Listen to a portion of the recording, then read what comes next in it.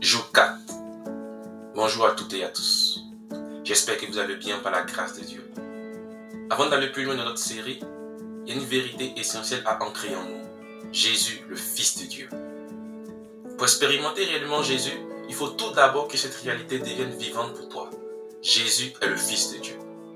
Commençons ensemble. La parole était Dieu. Au commencement était la parole, et la parole était avec Dieu, et la parole était Dieu.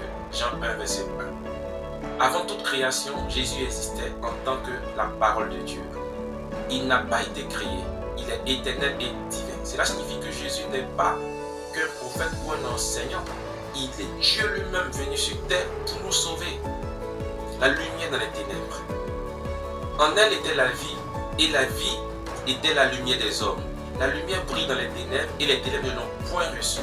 Jean 1, verset 4 à 5.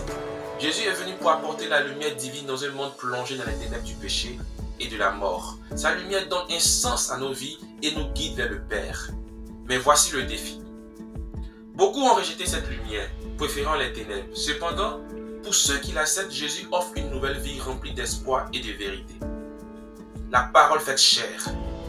Elle est la parole, elle était faite chair. Elle est venue habiter parmi nous, pleine de grâce et de vérité.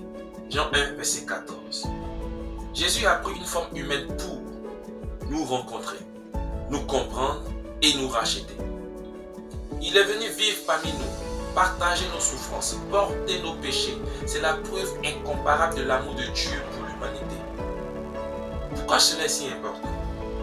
Jésus révèle Dieu. En Jésus, nous voyons pleinement que qui est Dieu, son amour, sa justice et sa grâce. Jésus apporte la vie. Il est la source de vie éternelle. En croyant en lui, nous passons de la mort à la vie. Jésus est la lumière. Il éclaire nos ténèbres, nous guide et nous libère du péché. Réflexion du jour. Crois-tu que Jésus est plus qu'un homme, qu'il est véritablement Dieu? Permets-tu à sa lumière d'éclairer les autres sombres de ta vie? Prions ensemble.